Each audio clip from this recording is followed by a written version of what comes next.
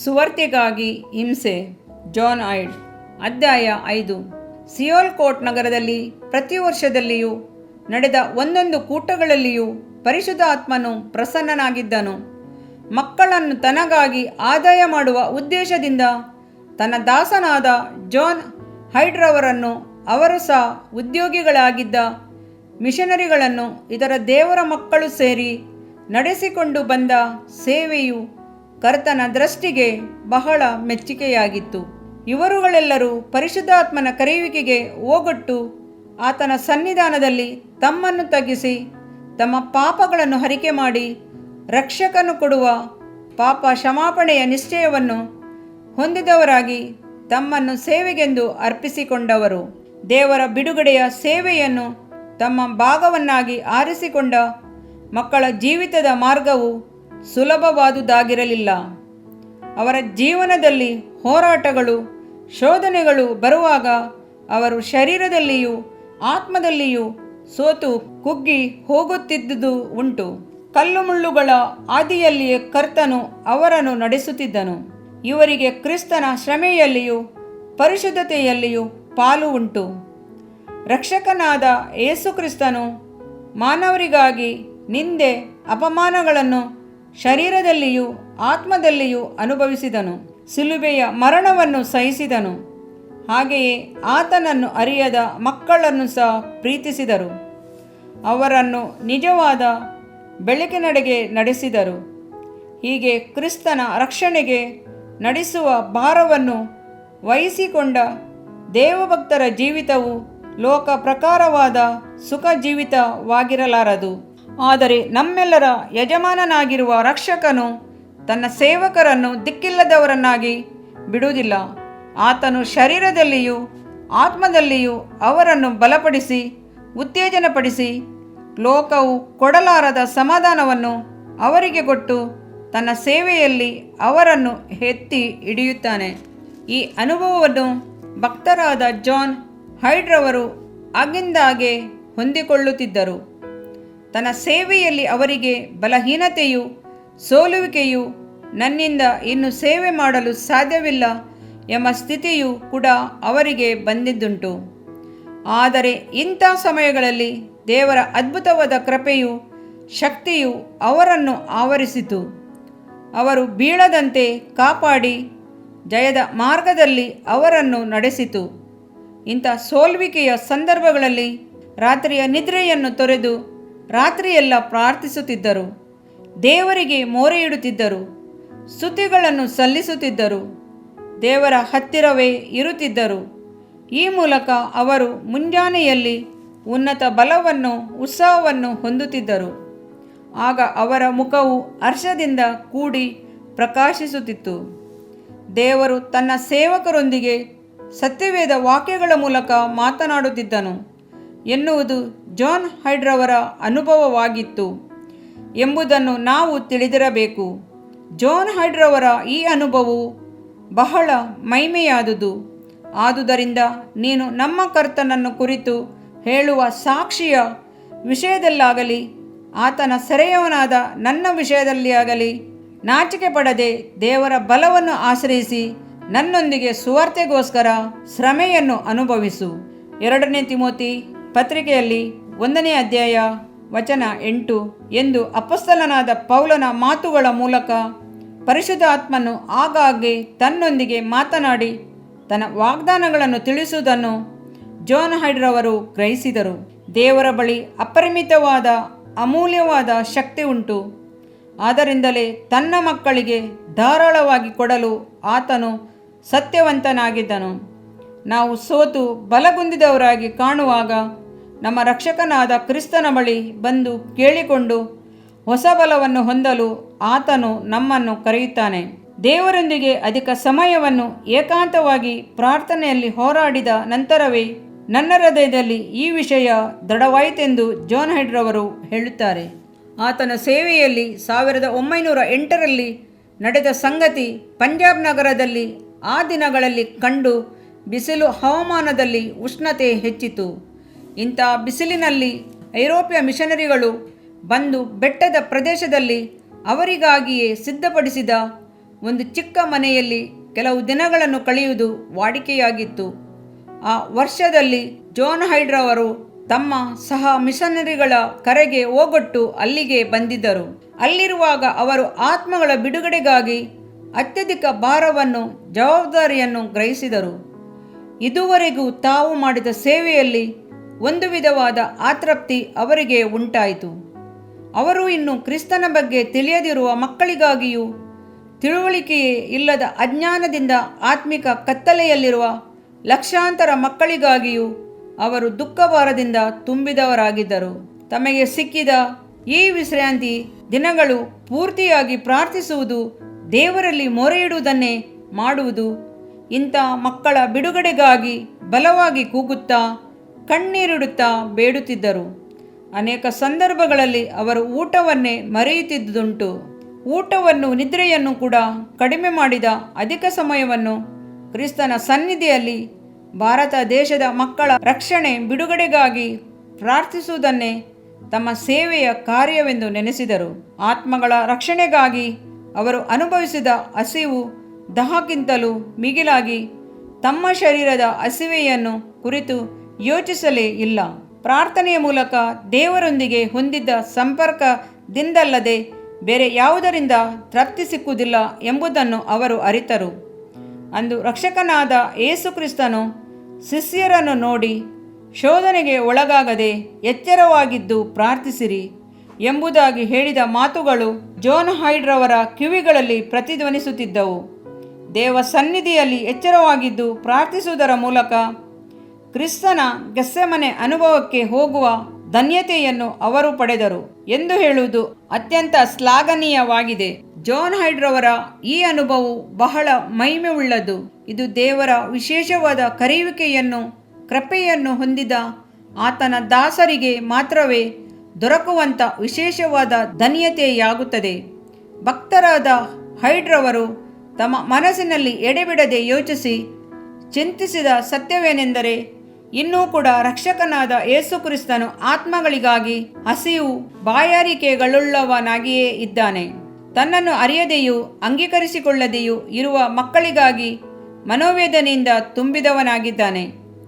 ಚದರಿ ಹೋಗಿರುವ ಎಲ್ಲ ಕುರಿಗಳು ತನ್ನ ಹಟ್ಟಿಯಲ್ಲಿ ಸೇರುವವರೆಗೆ ತಾನು ದುಃಖಪಡುತ್ತೇನೆ ಎಂದು ಯೇಸು ಕ್ರಿಸ್ತನು ಅಂದು ಮಾಡಿದ ಪ್ರಾರ್ಥನೆಯನ್ನು ಜಾನ್ ಹೈಡ್ ರವರು ತಮಗೆ ಮಾದರಿಯಾಗಿ ಇಟ್ಟುಕೊಂಡರು. ಕ್ರಿಸ್ತನ ಅನ್ಯೋನ್ಯತೆಯಲ್ಲಿ ಅವರನ್ನು ಸೇರಿಸುವುದಕ್ಕಾಗಿ ದೇವರು ತನ್ನ ವಾಕ್ಯದ ಮೂಲಕವಾಗಿ ತನ್ನ ದಾಸನಾದ ಹೈಡ್ ರವರೊಂದಿಗೆ ಮಾತನಾಡಿ ಅವರ ಆತ್ಮದ ಕಣ್ಣುಗಳನ್ನು ತೆರೆದನು. ನಾನು ನನ್ನ ತಂದೆಯ ರಾಜ್ಯದಲ್ಲಿ ದ್ರಾಕ್ಷಾರಸವನ್ನು ನಿಮ್ಮ ಸಂಗಡ ಹೊಸದಾಗಿ ಕುಡಿಯುವ ದಿನದವರೆಗೂ ಇನ್ನು ಕುಡಿಯುವುದೇ ಇಲ್ಲವೆಂದು ನಿಮಗೆ ಹೇಳುತ್ತೇನೆ ಎಂದನು. ಮತ್ತಾಯನ ಸುವಾರ್ತೆ 26ನೇ ಅಧ್ಯಾಯ ವಚನ 29. ಇದರಂತೆ ತನ್ನ ಪರಿಶುದ್ಧ ಸುವಾರ್ತೆಯ ಮೂಲಕ ಆತ್ಮನು ತನ್ನೊಂದಿಗೆ ಮಾತನಾಡುವುದನ್ನು ಅವರು ತಿಳಿದರು. ಇದಕ್ಕಾಗಿ ಈಗಲೂ ಮನೋವೇದನೆಯಿಂದ ಕ್ರಿಸ್ತನು ದುಃಖಿಸುತ್ತಿದ್ದಾನೆ. ಅಂದು ಮಾನವ ಜನಾಂಗದ ಬಿಡುಗಡೆಗಾಗಿ ತನ್ನನ್ನು ತಾನೇ ಸಿಲುಬೆಯಲ್ಲಿ ಬಲಿಯಾಗಿ ಅರ್ಪಿಸಿಕೊಂಡನಲ್ಲ. ಸೌಲನೇ, ಸೌಲನೇ, ನನ್ನನ್ನು ಯಾಕೆ ಹಿಂಸೆಪಡಿಸುತ್ತಿ? ಈಗಲೂ ಕ್ರಿಸ್ತನು ಪ್ರಶ್ನೆ ಕೇಳುತ್ತಿದ್ದಾನೆ. ಅಪೊಸ್ತಲರ ಕೃತ್ಯ ಅಧ್ಯಾಯ 9 ವಚನ 4. ಈಗ ದೇವರ ಯಜ್ಞದ ಕುರಿಮರಿಯಾಗಿ ತಂದೆಯಾದ ದೇವರ ಬಲಗಡೆಯಲ್ಲಿ ಸಿಂಹಾಸನದಲ್ಲಿ ಕುಳಿತು ನಮಗಾಗಿ ಬೇಡಿಕೊಳ್ಳುತ್ತಿದ್ದಾನೆ. ಈಗ ನಾವು ಮಾಡಬೇಕಾದದ್ದು ಆತನ ಬಿಡುಗಡೆಯ ಈ ಕಾರ್ಯದಲ್ಲಿ ನಾವು ಸಹಭಾಗಿಗಳಾಗಬೇಕೆಂಬುದನ್ನು ಜಾನ್ ಹೈಡ್ ರವರು ಗ್ರಹಿಸಿದರು. ಈ ದಿನಗಳಲ್ಲಿ ತನ್ನ ಸೇವಕರೇ ತಿಳಿದುಕೊಳ್ಳುವ ಹಾಗೆ ವಿಶೇಷ ವಿಧದಲ್ಲಿ ಕ್ರಿಸ್ತನು ತನ್ನನ್ನು ಅವರಿಗೆ ಪ್ರಕಟಿಸಿಕೊಂಡನು ಎಂದು ಹೇಳುವುದು ಒಳ್ಳೆಯದು. ಆತ್ಮದಲ್ಲಿ ಬಲ ಹೊಂದಿದ ಅವರ ಮನ ಕಣ್ಣುಗಳ ಮುಂದೆ, ಲೋಕದ ಮಾಯೆಯ ಮುಂದೆ ಕ್ರಿಸ್ತನ ಜ್ಯೋತಿರ್ಮಯವಾದ ಜೀವಿತವು ಎಷ್ಟು ಮಹಿಮೆಯಾದದು ಎಂದು ತಿಳಿದು ಅವರು ಪರವಶಗೊಂಡರು. ಪ್ರಾರ್ಥನೆ, ಎಚ್ಚರ ಇವುಗಳು ಇತರರ ಆತ್ಮಿಕ ರೀತಿಯ ಬಲಕ್ಕಾಗಿ, ಒಳ್ಳೆಯದಕ್ಕಾಗಿಯೂ ಮೊರೆಯಿಟ್ಟು ಅಂಗಲಾಚಿ ಬೇಡುವುದನ್ನು ಅಭ್ಯಾಸಿಸಿ ಹಂತ ಹಂತವಾಗಿ ಮೇಲೇರಿದರು. ಶರೀರದ ರಕ್ಷಣೆಗಾಗಿ ಒಳ್ಳೆಯ ಆಹಾರವನ್ನು, ನಿದ್ರೆಯನ್ನು ಕಡಿಮೆ ಮಾಡುತ್ತಾ ಬಂದರು. ಏನೇ ಆದರೂ ಇದರಿಂದ ಅವರ ಶರೀರದಲ್ಲಿ ಯಾವ ಬಲಹೀನತೆಯಾಗಲಿ ಸೋಲುವಿಕೆಯಾಗಲಿ ಕಾಣಲಿಲ್ಲ. ಅವರನ್ನು ನೋಡುವವರು ಆಶ್ಚರ್ಯ ಪಡುವಷ್ಟರ ಮಟ್ಟಿಗೆ ಅವರ ಮುಖವು ಪ್ರಕಾಶಿಸುತ್ತಿತ್ತು. ಅವರು ಸಾಧಾರಣವಾಗಿ ಮಕ್ಕಳನ್ನು ಬಹಳವಾಗಿ ಪ್ರೀತಿಸುತ್ತಿದ್ದರು. ಅಂಥ ದೈವಿಕ ಸ್ವಭಾವ ಅವರಲ್ಲಿತ್ತು. ಮಕ್ಕಳು ಸಹ ಅವರನ್ನು ಬಹಳ ಪ್ರೀತಿಸುತ್ತಿದ್ದರು. ಈ ಸ್ಥಿತಿಯಲ್ಲಿ ಅವರಲ್ಲಿ ಒಂದು ಬದಲಾವಣೆ ಕಂಡು ಬರಲಾರಂಭಿಸಿತು. ಅದಕ್ಕೆ ಕಾರಣ ಜಾನ್ ಹೈಡ್ ಕ್ರಿಸ್ತನ ಕಾರ್ಯಗಳಲ್ಲಿ ತಮ್ಮನ್ನು ಎಡೆಬಿಡದೆ ತೊಡಗಿಸಿಕೊಂಡಿದ್ದೆ. ಪ್ರಾರ್ಥನೆಯಲ್ಲಿಯೂ ಆತ್ಮ ಆದಾಯ ಮಾಡುವುದರಲ್ಲಿಯೂ ಮೊದಲಿಗಿಂತಲೂ ಅಧಿಕವಾಗಿ ಸಮಯವನ್ನು ಕಳೆಯಲಾರಂಭಿಸಿದರು. ಆದುದರಿಂದ ಮೊದಲಿನಂತೆ ಚಿಕ್ಕ ಮಕ್ಕಳಿಗೆ ಅವರ ನಗುಮುಖದೊಂದಿಗೆ ಆಡಲು ಸಾಧ್ಯವಾಗುತ್ತಿರಲಿಲ್ಲ. ಎಡೆಬಿಡದ ಅವರ ಈ ಸೇವೆಯಿಂದ ಅವರ ದೇಹ ಸ್ಥಿತಿಯ ಬಗ್ಗೆ ಕೆಲವರಿಗೆ ಚಿಂತೆ ಆಯಿತು. ಅವರ ದೇಹ ಈ ಕಷ್ಟ ಪರಿಸ್ಥಿತಿಯನ್ನು ತಡೆಯುವುದೇ ಎಂದು ಅವರೆಲ್ಲರೂ ಹೆದರಿದರು. ಆದರೆ ಇದೆಲ್ಲವನ್ನು ತಿಳಿದಿದ್ದ ಯೇಸುಕ್ರಿಸ್ತನು ಅವರಿಗೆ ಬಲವನ್ನು ಶಕ್ತಿಯನ್ನು ಕೊಟ್ಟು ತನ್ನ ಕೃಪೆಯಿಂದ ಅವರನ್ನು ತುಂಬಿಸಿದನು. ಕ್ರಿಸ್ತನನ್ನು ಆತನ ರಕ್ಷಣೆಯ ವಿಷಯವಾದ ಸುವಾರ್ತೆಯನ್ನು ತಿಳಿಯದ ನಾಶನದ ಕಡೆಗೆ ಸಾಗುತ್ತಿರುವ ಲಕ್ಷಾಂತರ ಮಕ್ಕಳಿಗಾಗಿ ಅವರು ಪರಿತಪಿಸಿದರು. ಅಂಗಲಾಚಿ ದೇವರೊಂದಿಗೆ ಮಾತನಾಡಿದರು.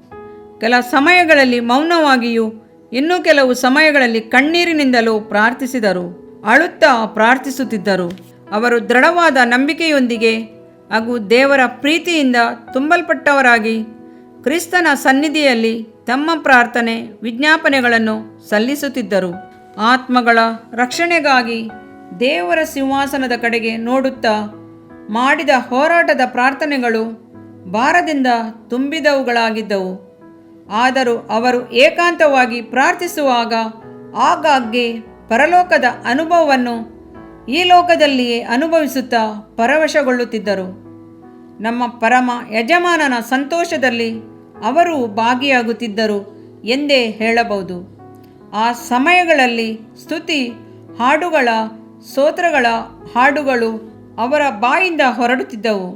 ದೇವರೇ, ನನಗೆ ಆತ್ಮಗಳನ್ನು ಕೊಡು, ಇಲ್ಲದಿದ್ದರೆ ನಾನು ಸಾಯುತ್ತೇನೆ ಎಂಬುದೇ ಅವರ ಎಡೆಬಿಡದ ಪ್ರಾರ್ಥನೆಯಾಗಿತ್ತು.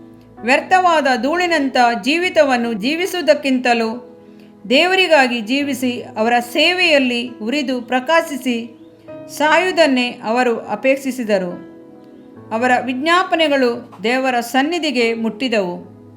ಪ್ರೀತಿ ಕೃಪೆಗಳಿಂದ ತುಂಬಿದ ಸರ್ವಶಕ್ತಿಯಿಂದ ತುಂಬಲ್ಪಟ್ಟ ತ್ರೇಯಿಕ ದೇವರು ತನ್ನ ದಾಸರ ಸ್ವರವನ್ನು ಕೇಳದೆ ಇರುವನೇ? ಆತನು ಭಕ್ತರಾದ ಜಾನ್ ಹೈಡ್ರವರ ಸ್ವರಕ್ಕೆ ಕಿವಿಗೊಟ್ಟನು. ತನ್ನ ಪವಿತ್ರ ಸೇವಕನ ಪ್ರಾರ್ಥನೆಗೆ ಉತ್ತರ ಕೊಟ್ಟನು. ಪಾಪಿಗಳು ದೇವರ ಕಡೆಗೆ ತಿರುಗಿಕೊಳ್ಳಬೇಕೆಂಬುದನ್ನೇ ದೇವರು ಇಷ್ಟಪಟ್ಟನು. ಭಕ್ತರಾದ ಹೈಡ್ರವರು ಮಕ್ಕಳ ಬಿಡುಗಡೆಗಾಗಿ ಪ್ರಾರ್ಥಿಸಿದ ಪ್ರಾರ್ಥನೆ ದೇವರಿಗೆ ಮುಟ್ಟಿತು. ಆ ಪ್ರಾರ್ಥನೆಯು ಕ್ರಿಯೆ ಮಾಡಲು ಪ್ರಾರಂಭಿಸಿತು. ಜಾನ್ ಹೈಡ್ರವರ ಮಹಿಮೆಯಾದ ಪ್ರಾರ್ಥನೆಯ ಜೀವಿತದ ರಹಸ್ಯವೇನು? ಅವರನ್ನು ಚೆನ್ನಾಗಿ ಬಲ್ಲವರು ರಕ್ಷಕನಾದ ಯೇಸುಕ್ರಿಸ್ತನಿಂದ ಶಕ್ತಿಯುತವಾಗಿ ಉಪಯೋಗಿಸಲ್ಪಟ್ಟ ಇನ್ನೊಬ್ಬ ಹಿರಿಯವರು ಬೋಧಕರು ಆದ ಮೆಕ್ಸಿಯನ್ ಪ್ಯಾಟರ್ಸನ್ ಎನ್ನುವರು ಈ ಪ್ರಶ್ನೆಗೆ ಸತ್ಯವೇದ ಆಧಾರದಿಂದ ಉತ್ತರ ಕೊಡುತ್ತಾರೆ. ಸುಲಭವಾದ ಹಾಗೂ ಆಳವಾದ ಸತ್ಯಾಂಶಗಳು. ಅದರ ರಹಸ್ಯವು ಕ್ರಿಸ್ತ ಯೇಸುವನ್ನು ಎಡೆಬಿಡದೆ ಹಿಂಬಾಲಿಸಿ ಆತನಿಗೆ ಮೊರೆ ಇಡುವ ಪ್ರಾರ್ಥನೆ. ಎಲ್ಲ ಜೀವಿಗಳಿಗೂ ಎಲ್ಲ ಒಳ್ಳೆ ದಾನಗಳಿಗೂ ಮೂಲ ಕಾರಣನಾದ ಜೀವವನ್ನು ಕೊಡುವ ಯೇಸು ಕ್ರಿಸ್ತನೇ ಅಲ್ಲವೇ? ಆತನಿಂದಲೇ ಈ ಜೀವವನ್ನು ಹೊಂದಿದ್ದೇನೆ. ಅದರೊಂದಿಗೆ ಆತನ ನಿಷ್ಕಳಂಕ ಪರಿಶುದ್ಧ ನೀತಿಯನ್ನು ಎಷ್ಟು ಹೊಂದಲು ಸಾಧ್ಯ?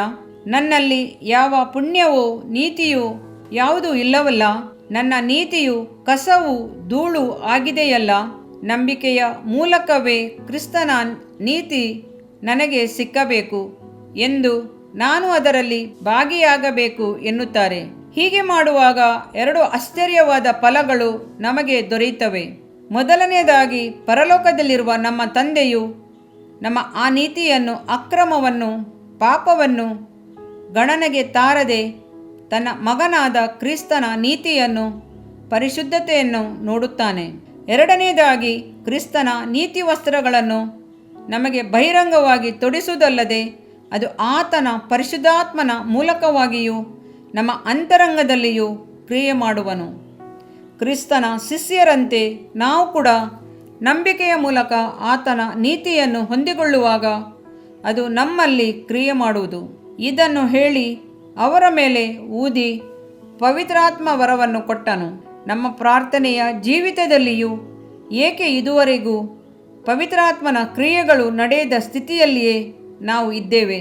ಕ್ರಿಸ್ತನು ನಮಗಾಗಿ ಸತ್ತನು. ಆತನು ಯಾವಾಗಲೂ ತಂದೆಯ ಬಳಿಯಲ್ಲಿ ನಮಗಾಗಿ ಬೇಡುತ್ತಿದ್ದಾನೆ ಎಂಬ ಪರಿಶುದ್ಧ ದೇವರ ವಾಕ್ಯಗಳನ್ನು ಧ್ಯಾನಿಸೋಣ. ನಮಗಾಗಿ ಎಂಬ ಮಾತುಗಳನ್ನು ಆಳವಾಗಿ ಯೋಚಿಸಿರಿ. ನಮ್ಮ ಸ್ಥಳದಲ್ಲಿ ನಮಗೆ ಬದಲಾಗಿ ಆತನು ಮಹಾದೇವರ ಕೋಪಾಗ್ನಿಯನ್ನು ಅನುಭವಿಸಿ ಸತ್ತನು. ನಮ್ಮ ಪ್ರಾರ್ಥನೆಗಳು ವಿಜ್ಞಾಪನೆಗಳು ಕಡಿಮೆಯೇ, ಕೊರತೆ ಬದಲಾಗಿ ಅವು ತುಂಬಿ ತುಳುಕಬೇಕು. ಅದಕ್ಕಾಗಿ ನಾವು ಮಾಡಬೇಕಾದದ್ದು ಏನು? ನಾವು ದೇವರ ಬಳಿಯಲ್ಲಿ ನಮಗಾಗಿ ಬೇಡುವಂತೆ ನಾವು ಬೇಡಿಕೊಳ್ಳೋರಾಗಿರೋಣ. ನಾವು ಭಕ್ತಿಹೀನರಾಗಿರದೆ ಬಲವುಳ್ಳ ಪ್ರಾರ್ಥನೆ ಮಾಡೋಣ. ಕ್ರಿಸ್ತನ ಪ್ರಾರ್ಥನೆ ಪರಿಪೂರ್ಣವಾಗಿತ್ತು. ಕ್ರಿಸ್ತನು ನಮಗಾಗಿ ಮಾಡಿದ ಪ್ರಾರ್ಥನೆಯ ರೀತಿಯಲ್ಲಿ ನಾವು ಸಹ ಮಾಡಬೇಕೆಂದು ಅಪೇಕ್ಷಿಸುತ್ತಾನೆ. ಇದರ ಫಲ ನಾವು ಬೇಡುವುದಕ್ಕಿಂತಲೂ ಯೋಚಿಸುವುದಕ್ಕಿಂತಲೂ ಮಾಡುತ್ತಾನೆ. ಮಾತ್ರವಲ್ಲ, ನಮ್ಮ ಮೂಲಕ ಇನ್ನೂ ಮಹತ್ತಾದ ಕಾರ್ಯಗಳನ್ನು ಮಾಡುತ್ತಾನೆ. ಕ್ರಿಸ್ತನ ಪ್ರಾರ್ಥನೆಯ ಆತ್ಮವು ನಮ್ಮೊಳಗೆ ಪ್ರವೇಶಿಸಬೇಕು. ಆಗ ಕ್ರಿಸ್ತನೇ ನಮ್ಮ ಮೂಲಕವಾಗಿ ಪ್ರಾರ್ಥಿಸುತ್ತಾನೆ. ಇದೇ ಪರಿಶುದ್ಧ ಆತ್ಮನ ಶಕ್ತಿಯಿಂದ ಕೂಡಿದ ಪ್ರಾರ್ಥನೆ. ಈ ಸ್ಥಿತಿಗೆ ನಾವು ಬರುವಾಗ ಮಾತ್ರ ಎಡಬಿಡದೆ ಪ್ರಾರ್ಥಿಸಲು ನಾವು ಉತ್ತೇಜಿಸಲ್ಪಡುತ್ತೇವೆ. ಅದು ಸಾಧ್ಯವೂ ಆಗುತ್ತದೆ. ಈ ಪರಿಪೂರ್ಣವಾದ ಪ್ರಾರ್ಥನಾ ಆತ್ಮವನ್ನು ಕ್ರಿಸ್ತನು ನಮಗೆ ಮನಪೂರ್ವಕವಾಗಿ ಅನುಗ್ರಹಿಸುತ್ತಾನೆ. ಇದರಿಂದ ನಾವು ಹೊಂದುವ ಸಮಾಧಾನವು ಪರವಶವು ವರ್ಣಿಸಲಶಕ್ಯವಾದುದು. ಆಗ ನಮಗೆ ಪ್ರಾರ್ಥನೆಯಲ್ಲಿ ಸೋಲು ಇರುವುದಿಲ್ಲ. ಏಕೆಂದರೆ ಆಗ ನಮ್ಮ ಪ್ರಾರ್ಥನೆಯು ವಿಜ್ಞಾಪನೆಗಳು ನಮ್ಮ ಸ್ವಂತ ಜ್ಞಾನದಿಂದಾಗಲಿ ಶರೀರ ಬಲದಿಂದಾಗಲಿ ಇರುವುದಿಲ್ಲ. ನಮ್ಮ ಬಾಳೆಂಬ ಹಡಗಿನಲ್ಲಿ ಕ್ರಿಸ್ತನೇ ಪ್ರವೇಶಿಸುತ್ತಾನೆ. ನಾವು ಆತನ ಪಾದ ಸನ್ನಿಧಿಯಲ್ಲಿ ಕುಳಿತು ಆತನೇ ದೇವರೆಂದು ತಿಳಿದು ಆತನ ಶಬ್ದಕ್ಕೆ ಕಿವಿಗೊಡುವೆವು. ಕ್ರಿಸ್ತನೇ ನಮ್ಮ ಮೂಲಕವಾಗಿ ಪ್ರಾರ್ಥಿಸಲು ನಮ್ಮಲ್ಲಿ ಸ್ಥಳ ಕೊಡುವೆವು. ಕ್ರಿಸ್ತನು ನಮಗಾಗಿ ತಂದೆಯ ಬಳಿಯಲ್ಲಿ ಬೇಡುವುದರಲ್ಲಿ ಪ್ರೀತಿಯೇ ತುಂಬಿರುತ್ತದೆ. ಅದರಲ್ಲಿ ಕರುಣೆಯೂ ಮನೋಭಾರವೂ ತುಂಬಿರುತ್ತದೆ. ಇದೇ ಕ್ರಿಸ್ತನನ್ನು ಮುಖಾಮುಖಿಯಾಗಿ ಸಂಧಿಸಿ ಆತನಲ್ಲಿ ಐಕ್ಯಗೊಳ್ಳುವುದು. ಇದರಿಂದ ನಿನ್ನ ದೇಹಕ್ಕೆ ಆರೋಗ್ಯವು, ಎಲುಬುಗಳಿಗೆ ಸಾರವು ಉಂಟಾಗುವವು. ಜ್ಞಾನೋಕ್ತಿಗಳು 3ನೇ ಅಧ್ಯಾಯ 8ನೇ ವಾಕ್ಯ. ಪ್ರಿಯ ವೀಕ್ಷಕರೇ ಮತ್ತು ಕರ್ತನಲ್ಲಿ ಸಹೋದರ ಸಹೋದರಿಯರೇ, ನೀವು ನಮ್ಮ ಈ ಕಾರ್ಯಕ್ರಮವನ್ನ ವೀಕ್ಷಿಸಿದ್ದಕ್ಕಾಗಿ ದೇವರ ನಾಮದಲ್ಲಿ ನಿಮಗೆ ವಂದನೆಗಳು. ದೇವರ ವಾಕ್ಯವು ನಮ್ಮ ಎಲುಬಿಗೆ ಬಲವೂ ಸಾರವೂ ಆಗಿದೆ ಎಂದು ಸತ್ಯವೇದವು ಹೇಳುವಂತೆ ಈ ಕಾರ್ಯಕ್ರಮವು ನಿಮಗೆ ಆಶೀರ್ವಾದಕರವಾಗಿದೆ ಎಂದು ನಂಬುತ್ತೇವೆ. ಪ್ರಿಯ ವೀಕ್ಷಕರೇ, ನಮ್ಮ ಈ ಸೇವೆಗಾಗಿ ಪ್ರಾರ್ಥಿಸಿರಿ ಮತ್ತು ಎಲ್ಲಾ ಕಾರ್ಯಕ್ರಮಗಳನ್ನ ಇತರರೊಂದಿಗೆ ಶೇರ್ ಮಾಡಿರಿ. ಅದೇ ರೀತಿಯಾಗಿ ನಮ್ಮ ಈ ಯೂಟ್ಯೂಬ್ ಚಾನೆಲ್ ಅನ್ನು ಸಬ್ಸ್ಕ್ರೈಬ್ ಮಾಡಿರಿ ಹಾಗೂ ಲೈಕ್ ಮಾಡಿ. ನಿಮ್ಮ ಅನಿಸಿಕೆಗಳನ್ನು ಕಮೆಂಟ್ ಬಾಕ್ಸ್ನಲ್ಲಿ ನಮಗೆ ತಿಳಿಯಪಡಿಸಿ. ನಮ್ಮ ಸಂಖ್ಯೆ 7022104605. ಈ ಸಂಖ್ಯೆಗೆ ಕರೆ ಮಾಡಿರಿ. ಒಬ್ಬ ಪಾಪಿಯ ಪ್ರಾರ್ಥನೆ. ಯೇಸುವನ್ನು ರಕ್ಷಕನಾಗಿ ಅಂಗೀಕರಿಸಲು ಮಾಡಬೇಕಾದ ಪ್ರಾರ್ಥನೆ. ಪ್ರಿಯ ಪರಲೋಕದ ತಂದೆಯೇ, ಯೇಸುವಿನ ಹೆಸರಿನಲ್ಲಿ ನಾನು ನಿನ್ನ ಬಳಿಗೆ ಬಂದಿದ್ದೇನೆ. ನನ್ನ ಬಳಿಗೆ ಬರುವವರನ್ನು ನಾನು ತಳ್ಳಿಬಿಡುವುದೇ ಇಲ್ಲ. ಯೋಹಾನ 6:37 ಎಂದು ನಿನ್ನ ವಾಕ್ಯ ಹೇಳುತ್ತದಲ್ಲ. ಆದ್ದರಿಂದ ನೀನು ನನ್ನನ್ನು ತಳ್ಳಿಬಿಡದೆ ನನ್ನನ್ನು ಸೇರಿಸಿಕೊಳ್ಳುವಿ ಎಂದು ನನಗೆ ಗೊತ್ತಿದೆ. ಆದ್ದರಿಂದ ನಾನು ನಿನಗೆ ಸ್ತೋತ್ರ ಮಾಡುತ್ತೇನೆ. ನೀನು ನಿನ್ನ ವಾಕ್ಯದಲ್ಲಿ ನೀನು ಯೇಸುವನ್ನೇ ಕರ್ತನೆಂದು ಬಾಯಿಂದ ಅರಿಕೆ ಮಾಡಿಕೊಂಡು ದೇವರು ಆತನನ್ನು ಸತ್ತವರೊಳಗಿಂದ ಎಬ್ಬಿಸಿದನೆಂದು ಹೃದಯದಿಂದ ನಂಬಿದರೆ ನಿನಗೆ ರಕ್ಷಣೆಯಾಗುವುದು ಎಂತಲೂ ಕರ್ತನ ನಾಮವನ್ನ ಹೇಳಿಕೊಳ್ಳುವವರೆಲ್ಲರಿಗೆ ರಕ್ಷಣೆಯಾಗುವುದೆಂತಲೂ ಬರೆದಿದೆ. ರೋಮ 10:9 13ನೇ ವಾಕ್ಯ. ಯೇಸು ಕ್ರಿಸ್ತನು ದೇವಕುಮಾರನೆಂದು ನನ್ನ ಹೃದಯದಲ್ಲಿ ನಂಬುತ್ತೇನೆ. ನನ್ನನ್ನು ನೀತಿವಂತನನ್ನಾಗಿ ಮಾಡುವುದಕ್ಕಾಗಿ ಆತನು ಸತ್ತವರೊಳಗಿಂದ ಎಬ್ಬಿಸಲ್ಪಟ್ಟನು ಎಂದು ನಂಬುತ್ತೇನೆ. ನಾನು ಆತನ ನಾಮವನ್ನ ಹೇಳಿಕೊಳ್ಳುತ್ತೇನೆ.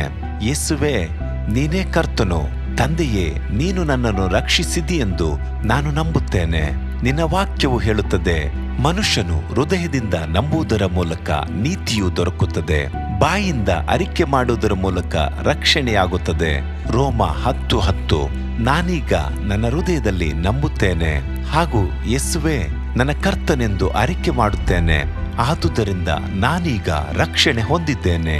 ಅಪ್ಪಾ ತಂದೆಯೇ, ನಿನಗೆ ಸ್ತೋತ್ರ. ಲೂಕನು ಬರೆದ ಸುವಾರ್ತೆ 11ನೇ ಅಧ್ಯಾಯದಲ್ಲಿ ಬರೆದಿರುವಂತೆ, ನಿಮ್ಮಲ್ಲಿ ತಂದೆಯಾದವನು ಮೀನನ್ನು ಕೇಳುವ ಮಗನಿಗೆ ಮೀನು ಕೊಡದೆ ಹಾವನ್ನು ಕೊಡುವನೆ?